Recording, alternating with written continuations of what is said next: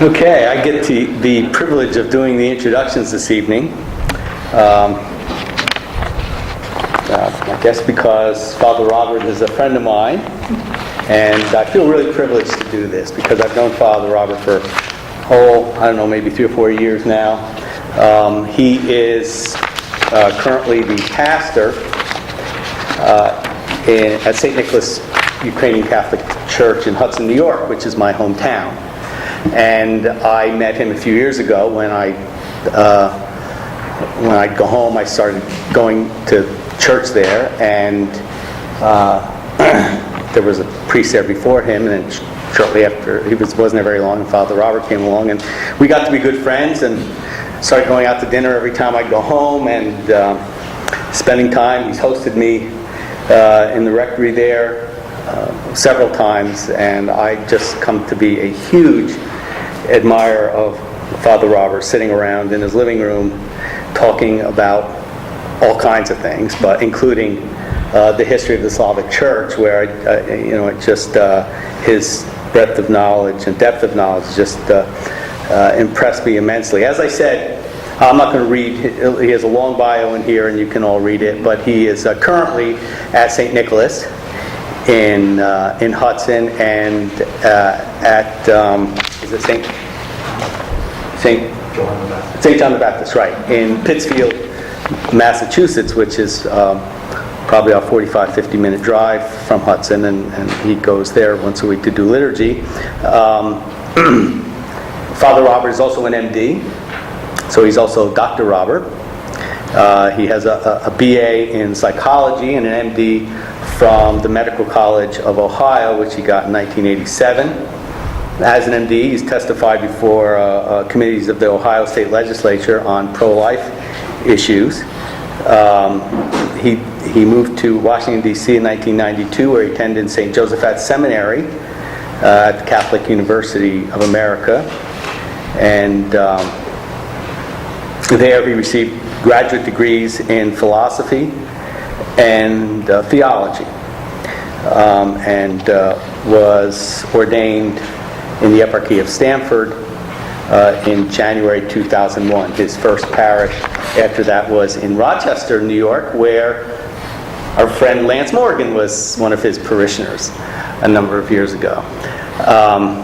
So I'm, as I said, very, very happy to have him here, very, very happy that we get the chance to hear him, and I get a chance to host him. So, Father Robert?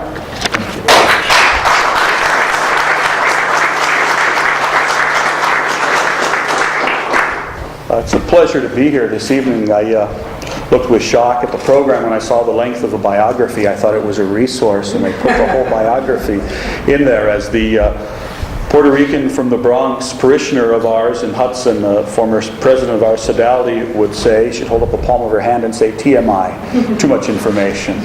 And so I'm going to try not to give you too much information this evening. I know this is a topic that most of you don't have some in-depth knowledge on, and I'll try to keep it in terms of general schemes and general themes and outlines. I've spoken a few times before gatherings of priests on medical issues, and I, of course, give a lot of adult education at my parish, but I'm not a very high-tech person, so here I stand.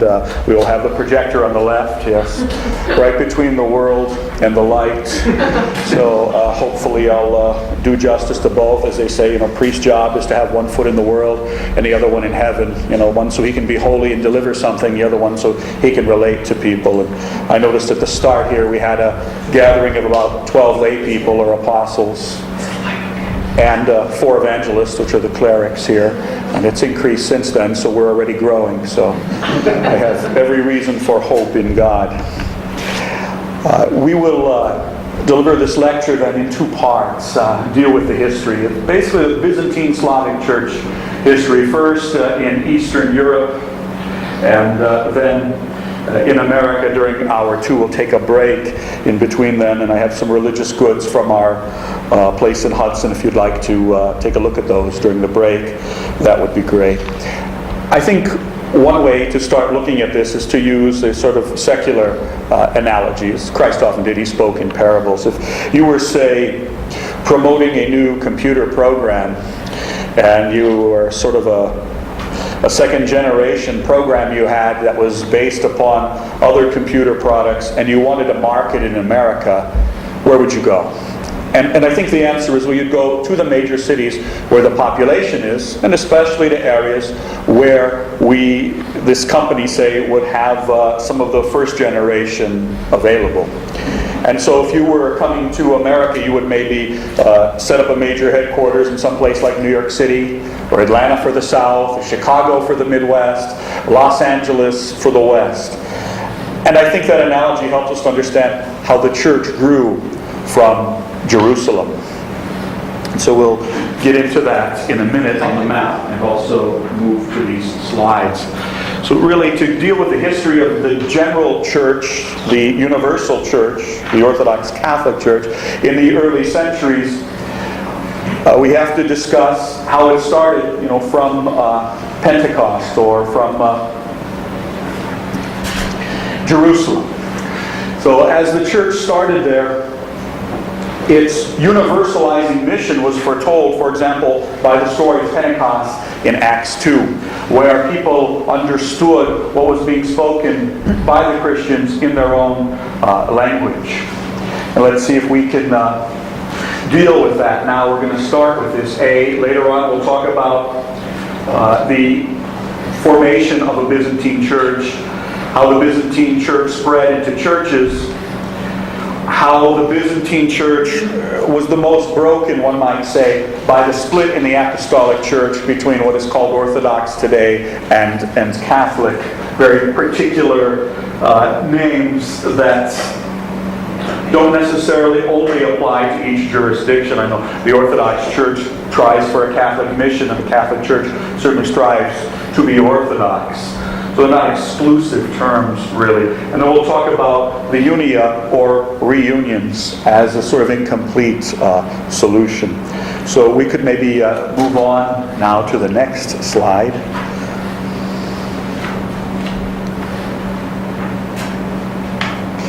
This is basically trying to get from Jerusalem to the Great Byzantine Church. And so we have, first of all, the descent of the Holy Spirit at Pentecost, as I said, in Acts 2, where the universal mission of this teacher, Rabbi Jesus, was in some way at least prophetically foretold. Now, early on, the church didn't always appreciate, the followers of Christ did not appreciate their universal Catholic mission. And so God had to intervene through the Holy Spirit in various ways, through apparitions, through dreams, to strengthen them when they were scattered. And initially, they preached that the true fulfillment of God's promise to Israel was found in Jesus as a Messiah. And the authorities, as the Gospels foretold and foreshadowed, were not always accepting, were mostly not accepting of what Christ's disciples had to offer. So they were named as a sect called the Nazarenes, after a teacher from Nazareth. So when Paul stirred up the people by his preaching and they took him to trial, one of the things they said about him was, he's going all around the world causing trouble in our communities, and he is a leader of a Nazarene sect. So the church at that time was seen as being something within Judaism or within Israel. Although early on, as portrayed in Acts 10 and Acts 11, there were more concrete signs of fulfillment of this universalization or Catholicization of the church. So Catholic means according to the whole, kata in Greek, and then holos. Put together as a conjunction, it gets a kind of th sound, katholos. And that foretold, in a sense, the mission and identity of the followers of Christ, where there were non-Jews being entered in Acts 10, and in Acts 11 it talked about how at Antioch the word was preached to Greeks and many were admitted to the faith. Not coincidentally, I think, at that time, it said as at that time that the followers of Christ were first called Christians.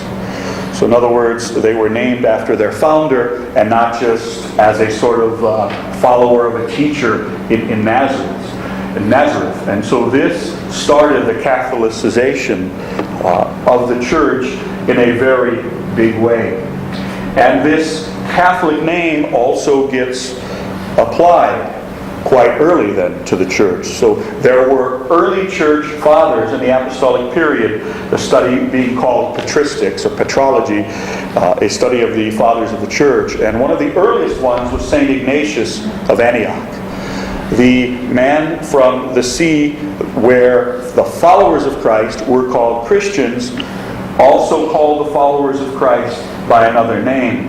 He was probably approximately second after St. Peter in terms of guiding the church at Antioch and being the main hierarch there. And he knew some of the apostles. It is said, for example, he knew John. So as certain patristic sources say, he still had the words of the apostles, in a sense, ringing in his ears. And in one of his letters, he said, where the faithful are gathered, let the bishop preside. Just as where Jesus Christ is, there is the Catholic Church. So already you have this name called Catholic Church for the followers of Christ from a hierarch from Antioch who knew the apostles. Now, St. Ignatius died in about 107 AD. He was condemned to death. So early on then, this Byzantine inheritance was claimed as part of the patrimony of the Apostle Andrew. This became more fashionable several centuries after Christ, but it is said that the Apostle Andrew went through a fishing village called Byzantium in his travels, and also up to Rus, Ukraine. Andrew is also thought by some to have gone to Spain and even to Scotland. Sometimes later credit is given to an apostle according to the work of his followers. So it may just be some of the followers of Andrew who knew him went to some of these places. Maybe Andrew himself went there. So early on, Byzantium all of a sudden increased in power. This little fishing village. Why? There was a fight for control of the Roman Empire. And one of the protagonists in that fight was a man named Constantine, and he was to fight his brother at the Battle of Milvian Bridge. And shortly before the battle, he had a vision, and there was a vision of a cross, and he understood a message that by this sign he would conquer and win. And so it is said that he painted this cross onto his horses in battle, and he won, and then presented himself to Rome to look up what this cross meant, and spoke with the Bishop of Rome and promised him honors and great property, and said, by the way, you won't have to work in the salt mines anymore. You'll be respected. The early bishops of Rome were very persecuted. It's a very dangerous job to take. And Constantine then decided to build a new capital for himself and name it after himself. So Rome ceased to be the capital for a while, and he went to this fishing village called Byzantium, today called Istanbul in Turkey. And he built a new city named after himself, Constantinople.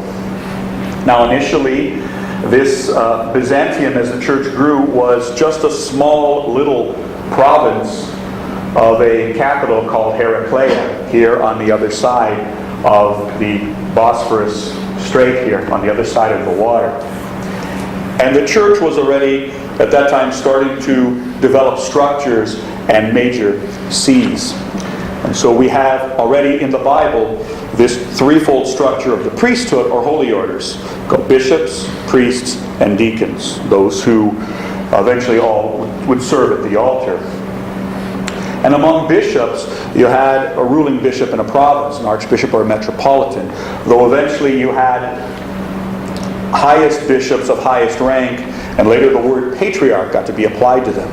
So one of the first councils after the capital got moved to Byzantium and came to be called Constantinople, or New Rome. One of the first acts of the emperor, who considered himself an overseer or bishop of external relations, not so much with the design and permission of the church, but he grabbed a lot of power.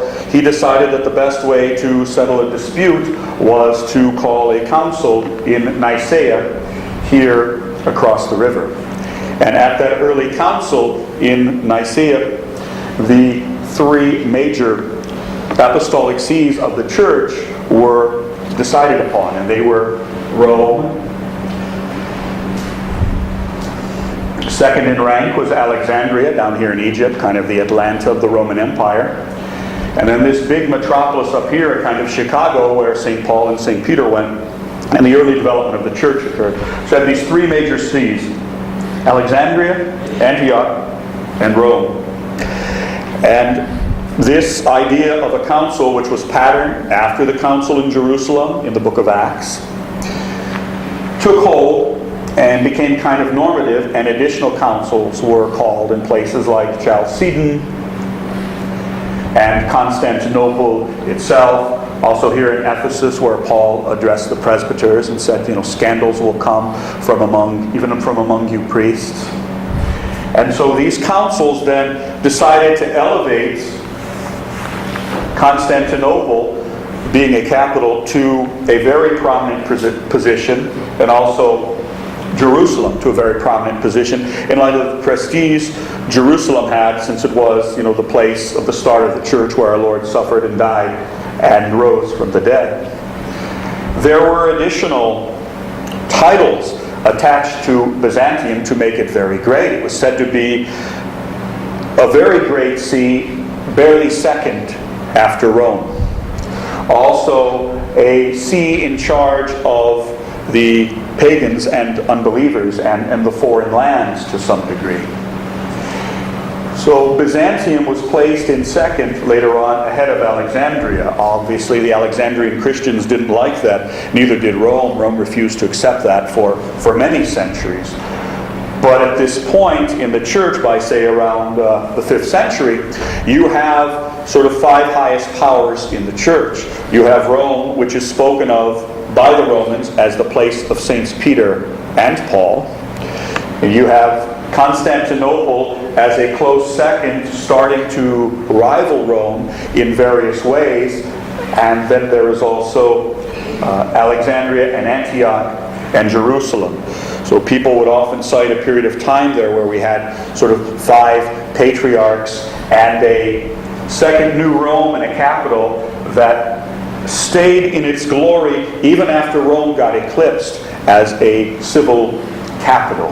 And the church started to grow according to the civil divisions of the empire, which were called dioceses.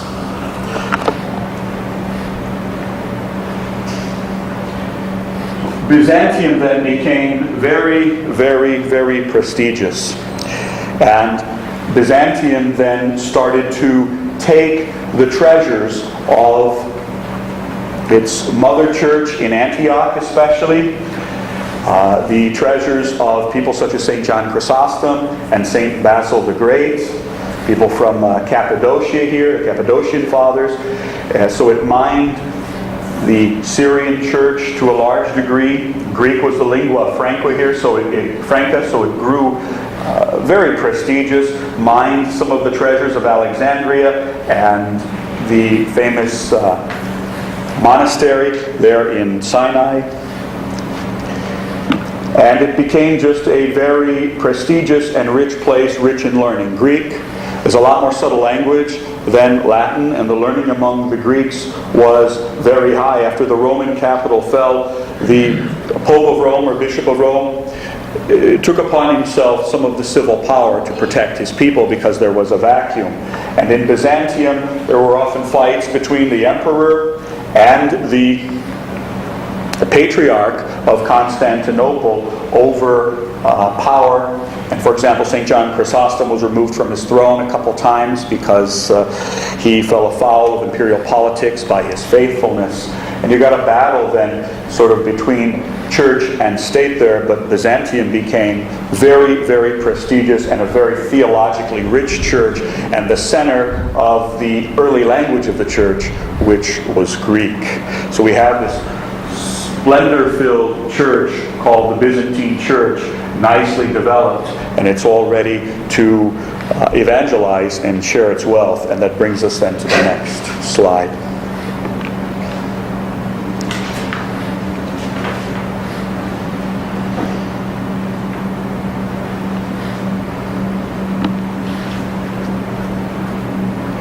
So how did this Greek Orthodox Catholic Christianity spread?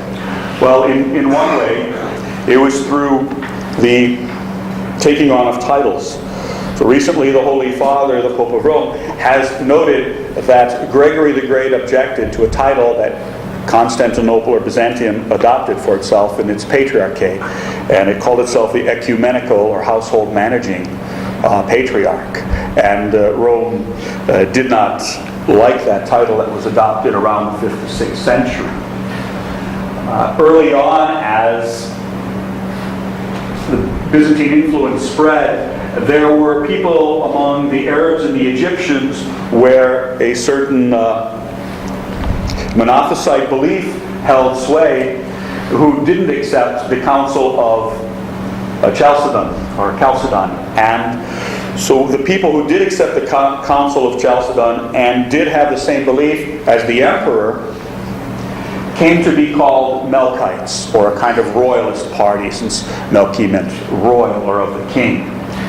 And eventually that name Melkite among the Arabs and the Egyptians also began to be applied to people who worshipped just like the emperor. Instead of following an Alexandrian rite here around Egypt, they followed the royal rite in Constantinople, even though they lived down here. If they're in Antioch and Syria, names that are somewhat go together, as Antioch is the capital of a province,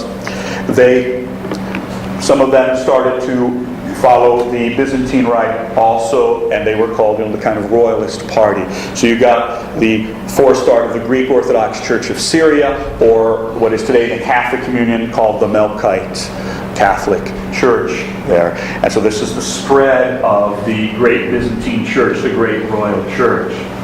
A couple of the early catches of this royal church, one especially stands out, is Bulgaria. There's this province here called Thrace and Moesia, and around 400 to 500 AD, there is here in northwest Ukraine and southwest Belarus and southeast Poland a tribe called the Slavs. How they got there, people don't seem to know. Did they congeal together from previous rulers and local people? Did they migrate to the area? Historians don't know, but at a certain point there appears to be an early primitive homeland there for the Slavic people, and they started to spread out, especially to the west and the south and also to the north. And some of them went south and helped to disrupt the communication between Rome and Byzantium, and helped set the stage for causing a schism between Rome and Byzantium. And these southern Slavs then came into this area, tribes like the Serbs and the Croats and the Slovenians and the Macedonians and the Bulgarians. So there was a non-Slavic people out here in the Russian plain who then moved in and took control of the Slavic peoples just north of Constantinople. And they gave their name to these Slavic peoples, and the rulers became absorbed into the ruled population, and they became Slavanicized. They became known as the Bulgarian people. And in about 865, those people, through their king, accepted Christianity. King Boris I of Bulgaria was baptized. Now, the area had seen some apostolic activity and some church councils and evangelization earlier, but it wasn't the Slavic area. So you got the development of a kind of Bulgarian Slavic church there, and the Bulgarians had a big empire. It included parts of Serbia and Macedonia. At certain points, they're well developed. The fact that the church was so well developed caused them to gain recognition, that and some political reasons, from Constantinople. So they were declared a patriarchal church as early as the 10th century, and other major developments occurred. Patriarchate was lost for a while and then reclaimed. Bulgaria did not become a Greek-speaking church, but developed a native Slavic culture. And it was through Bulgaria and its provinces that this Old Church Slavonic language was created.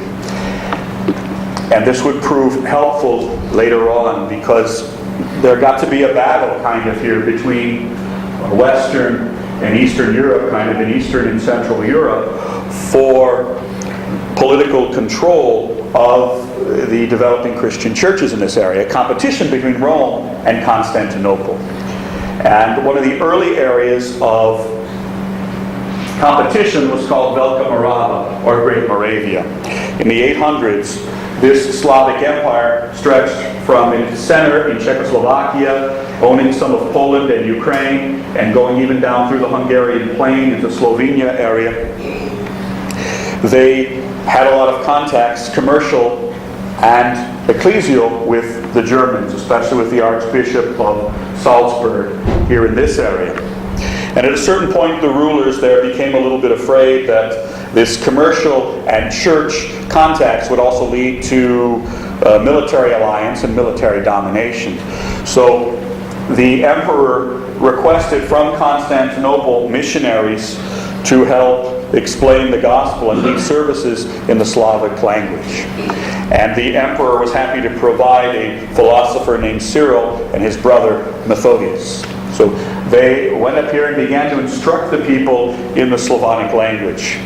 And this immediately produced a backlash and resentment from the established clergy there. So the established clergy then accused St. Cyril and Methodius and their followers of being heretics because they weren't letting the people worship in Greek or Latin or Hebrew, one of the three languages on the cross. You're supposed to worship God in Latin, they believed, as they were promoting. So as a sign of this unified church, Cyril and Methodius then took one of two journeys to Rome to get Rome's decision on the matter, and Rome supported them. And on one of these journeys, Cyril actually died in Rome, and Methodius was left to continue the work there among the Slavs of Great Moravia. Methodius was appointed archbishop, and eventually he died. And the competition between these two groups of clerics was so strong that his followers were eventually imprisoned and sent into slavery. But they had with them a lot of the church services from Bulgaria that Bulgaria and Macedonia that had already been translated in the Slavic language. And so their efforts bore a lot of fruit among the people. But historians look back and say, yes, but was this really a Byzantine church? Did they worship God using Latin Roman style services or a kind of Greco-Byzantine service? And historians still argue about that today. They also argue about what alphabet Cyril and Methodius invented. Most scholars believe today that it was Glagolitic or Hlaholitsa in Ukrainian, and that a lot of the services were the ones already in use there were from the Latin Church, because there are remnants of different pieces of transcripts that are still extant from history of their alphabet being used in Latin services, and there are just particles of Latin services still in evidence today. So their disciples were scattered. Some turned up on the slave markets of Byzantium. Others ensconced themselves among the Dalmatian, Yugoslavian coast.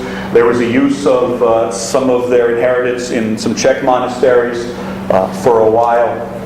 And some people believe also that they fled to the eastern parts of the empire, to what is today Ruthenia and Ukraine and eastern Slovakia, and that the bishops there at the Bulgarian Great Moravian border continued on in places like Mukachu. Later the bishop would move to Uzhhorod in Ukraine.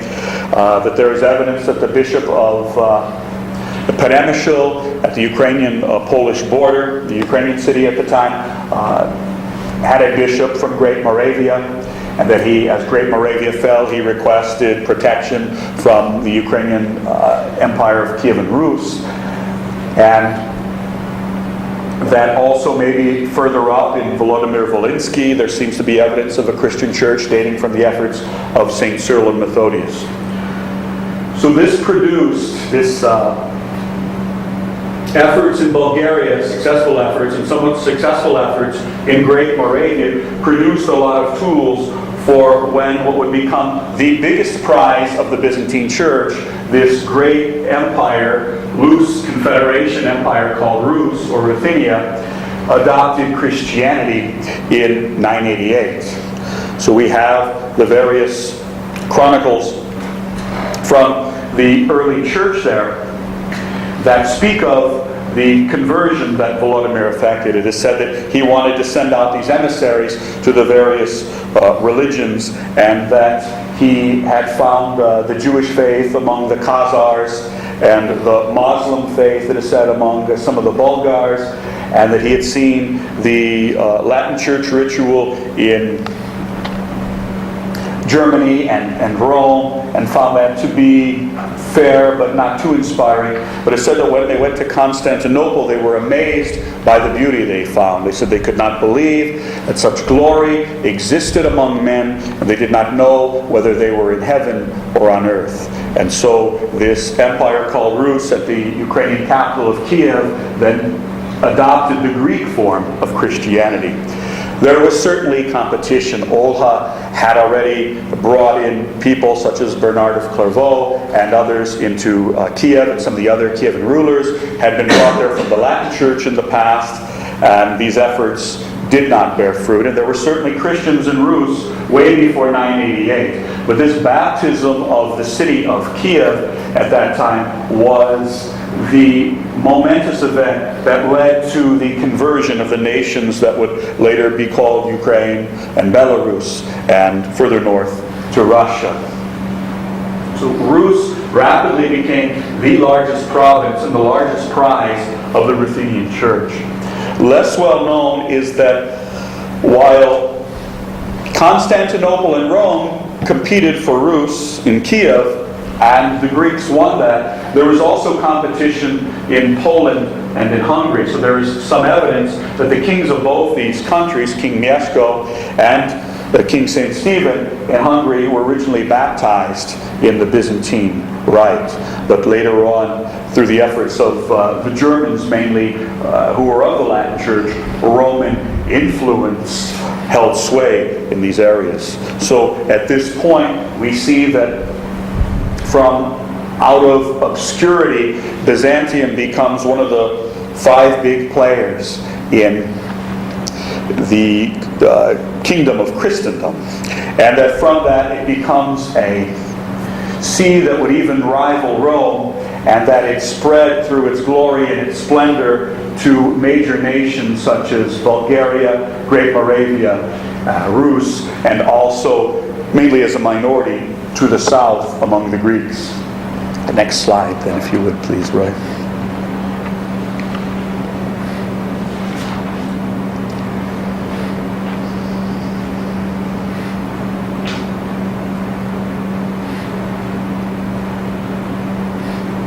And even further to put a developing and modern spin on it. Bulgaria was initially a very big empire. It included parts of today's Serbia and Macedonia. At a certain point, then, you could say Bulgaria is partly responsible for the Christianization of these two nations.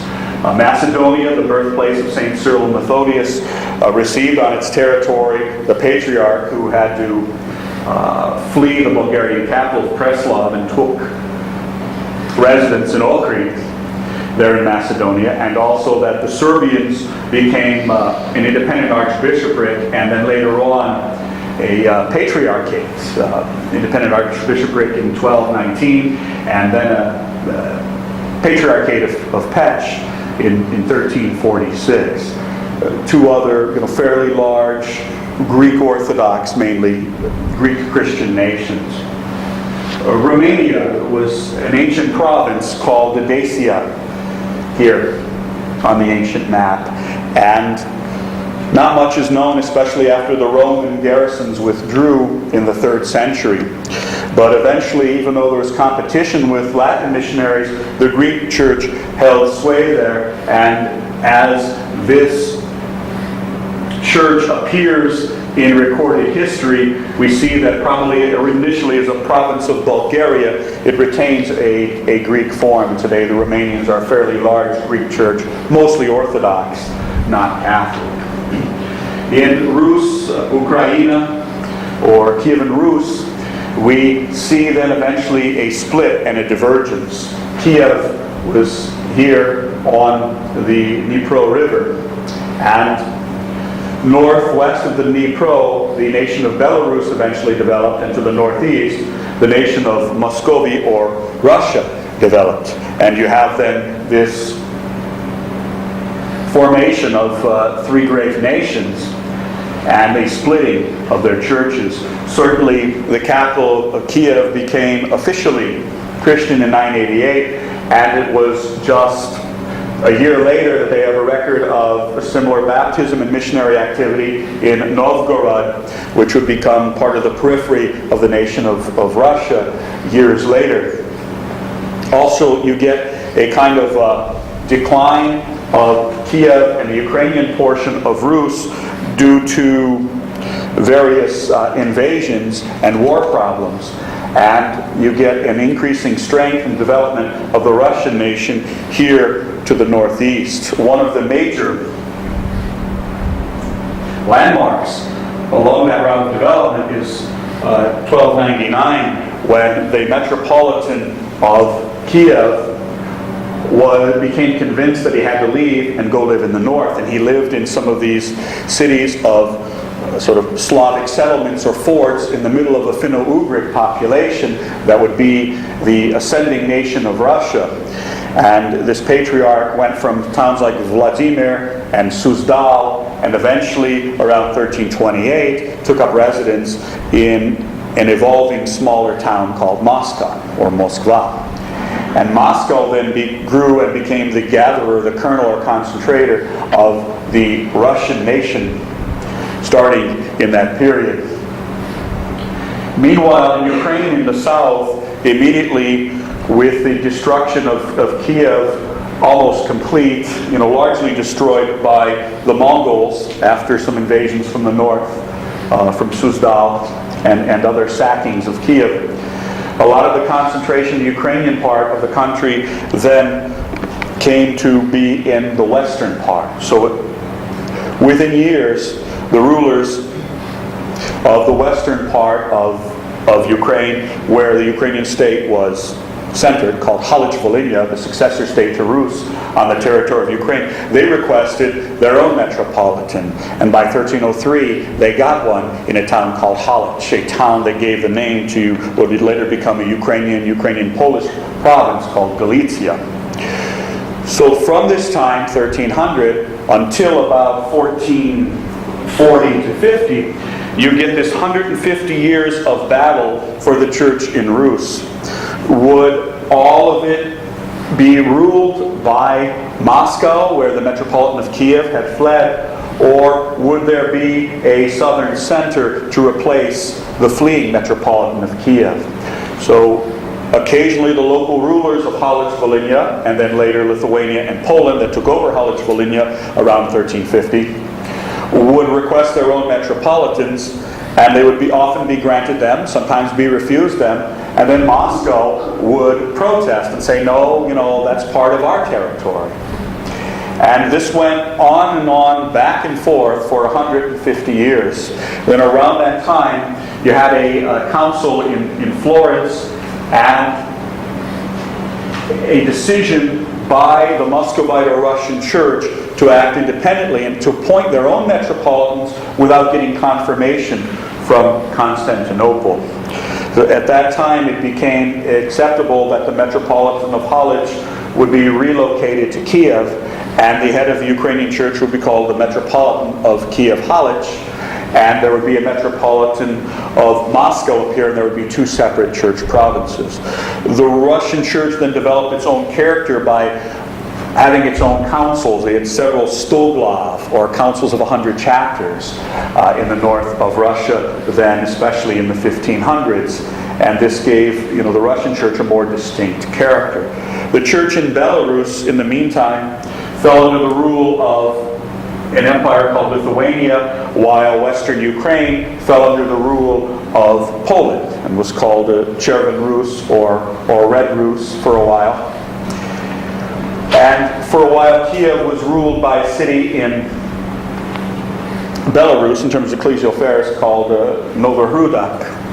And this was the start of some power in the Belarusian church. Eventually, Poland and Lithuania united, and then Poland took over, in a sense, the Lithuanian half of the kingdom, and it all became the Republic of Poland. So you got what some scholars would call a Ruthenian church, which is Ukrainian and Belarusian, in the Republic of Poland. And in the meantime, the future Ruthenian church came under Hungarian rule here, south of the Carpathian Mountains.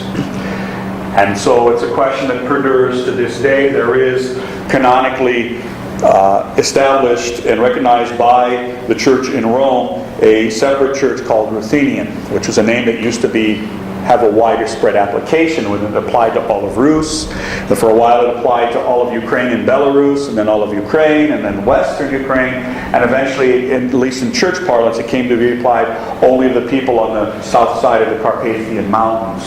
And so now we have a situation where the earliest see of this church is now inside the borders of Ukraine, but Rome considers the church to be canonically separate and subject directly to the Holy See, while the western borders of the church are now within a country called Slovakia.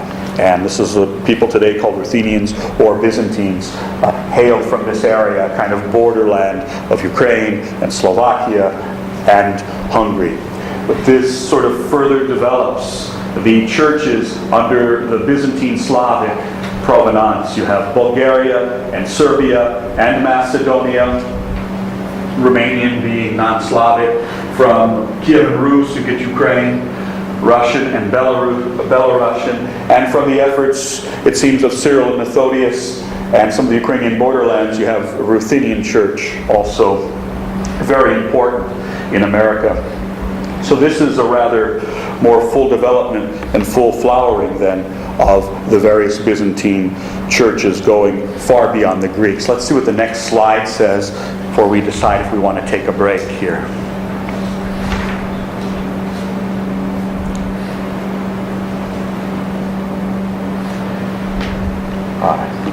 So we can continue here. I spoke already about this ascending power of Byzantium or Constantinople and the rivalry that develops. Some encyclopedias would point out that over a period of, say, 500 years, Rome and Constantinople were in schism 220 of those years. There were constant arguments going on back and forth. There was an Acacian schism around the 5th century. There's a famous patriarch called Photius in the 9th century who had problems with the power in Rome. Then there was classically cited as the time of a split of the apostolic churches into Greek and Latin, or East and West, or Orthodox and Catholic, whatever word you want to use. It would be 1054, the Great Schism. It's a bit of a simplicity to say this, but there were various disputes going on, and there was some thought that the power of Rome wasn't being respected in Constantinople, so some Roman legates were sent.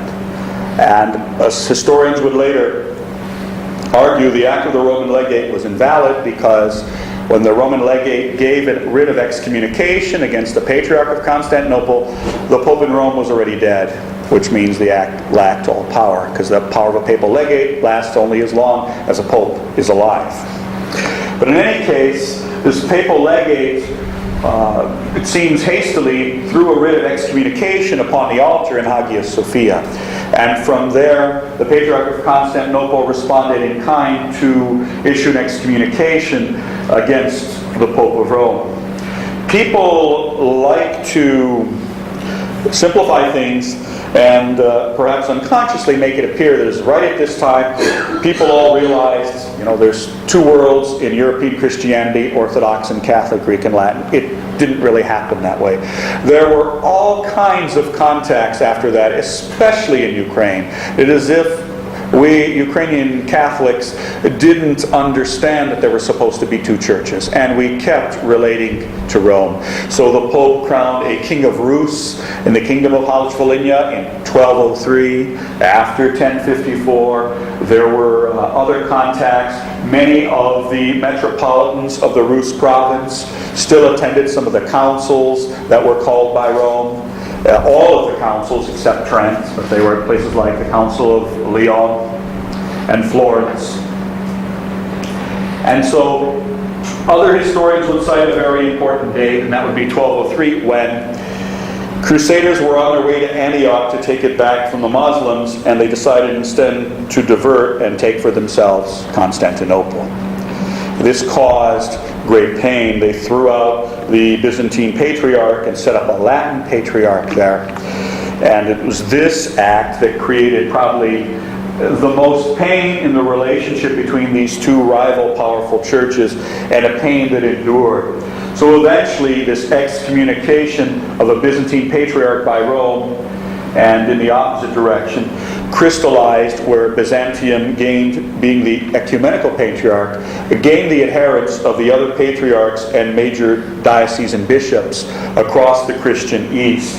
And over time, the two groups saw themselves as separate and different. There was a last major attempt at unity around the time of the Council of Florence. The Byzantines were under duress. The Muslim invaders were at the walls, and a council was called, and they were receptive, and most everyone agreed to the union decreed at Florence. But there was one major holdout from among the Greeks, and when the Greeks got back to Constantinople, he held sway, and that was Mark of Ephesus, later declared a saint by the Orthodox Church. And so with the Council of Florence failing, we then got the last gasp of an attempted union was done, and there was a sense of separation ever since. We might be near the time of a break right now. Let's get a preview of the next slide there, Roy, if you would, please.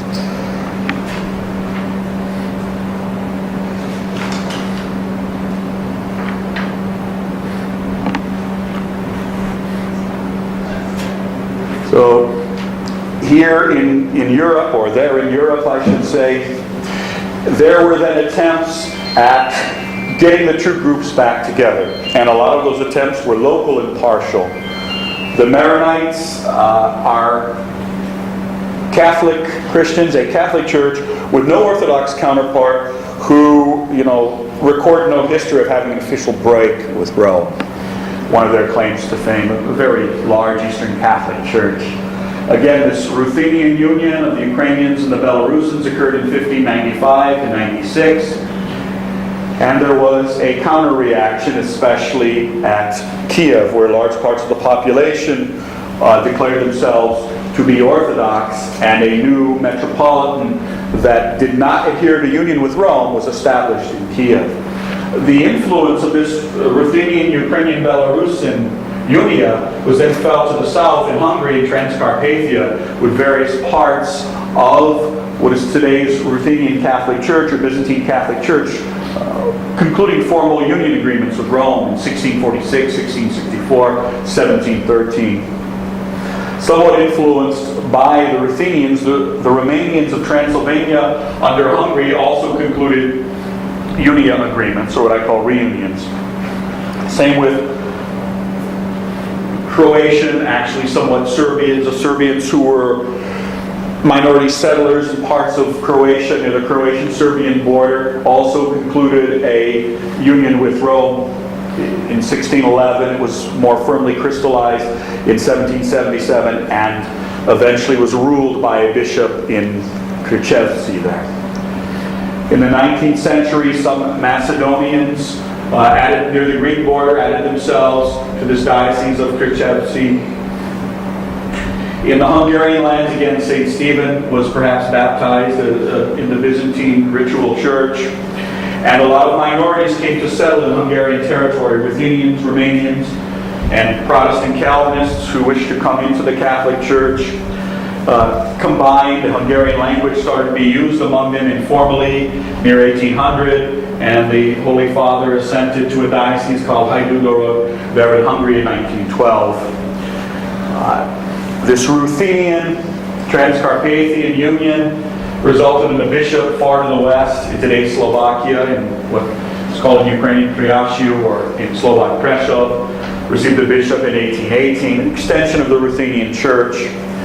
The Polish Roman Catholic hierarchy occasionally worked on Ukrainian and Belarusian immigrants in the area who did not want to be forced into Orthodoxy under the Tsar, and made a Greek Catholic jurisdiction for them. A Bulgarian hierarch in 1861 was established through Rome, but did not have a lasting influence upon many people, only a few thousand. And Metropolitan Sheptitsky from Ukraine, when he was in prison there, set up an exarch for Russian Catholics of the Byzantine Rite. So these unions sound good in one sense, in that if one emphasizes the primacy of Peter, it means that the Catholic communion under the primacy of Peter is enriched by all these various local traditions, this rich Byzantine tradition, and becomes even more rich and universal. The problem from another standpoint is that pretty much all of these unions split the local church into two battling factions, generally called Catholic and Orthodox. And so from that standpoint, they're looked at with no small amount of pain among Orthodox believers as being, a sort of split in their own particular churches. So this reunion or unia effort became an incomplete solution with some problems and pains, but it's the solution we're left with even up till today that we have to start with and work with more further unity. And one of the instruments of that unity would prove to be a very unique experiment called America, a place of a lot of benignity, diversity, and tolerance, where the vicissitudes of history would bring believers from all these jurisdictions into close proximity. And eventually, here in America, a spirit of rivalry and distrust and mistrust and competition would give way to some dialogue and peace and living together, and hopefully by living close to one another, an ability to understand each other. And so before we get to all that understanding, it might be a good time to take a break, 15 minutes or so. You can refresh yourselves, take a look at the religious goods I brought, and we'll regather to talk about the American experiment when I come back. Thank you for listening. We'll also take questions later.